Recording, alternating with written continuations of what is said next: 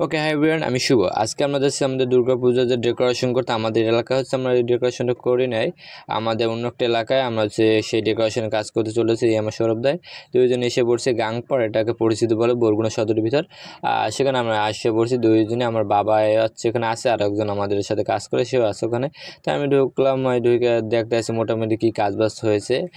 আমাদের গেটটা বাকি, আর হচ্ছে লাইটিংটা বাকি, আর হচ্ছে কাপড় মোটামুটি উপরেরটা এবং পাশেরটা মোটামুটি আস্তে আস্তে দিতে আছি, কারণ পূজার তো এখন অনেক দিন বাকি সেক্ষেত্রে। এবং আপনাদেরকে ফুল ভিডিও একদিন দিব যে আমাদের পূজার কি কমপ্লিট কি হলো এ টু জেড। এটা হচ্ছে আপনাদেরকে একটু টেলার হিসাবে একটা এই ভিডিওতে দেওয়া হচ্ছে, এবং ফার্স্ট পার্ট এবং দ্বিতীয় পার্টটা দেখেন।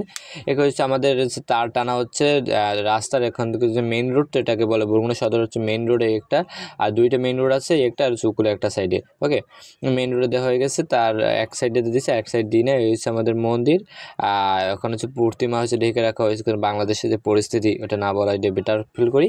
আর সেক্ষেত্রে হচ্ছে আর এই যে সাইডটা দেখতে পাচ্ছেন আপনাদেরকে আস্তে আস্তে আমি দেখাচ্ছি। এইখানে হচ্ছে যে ডেকোরেশনটা করা হচ্ছে, ইভেন্ট এটাকে বলে, ইভেন্টটা করা হচ্ছে।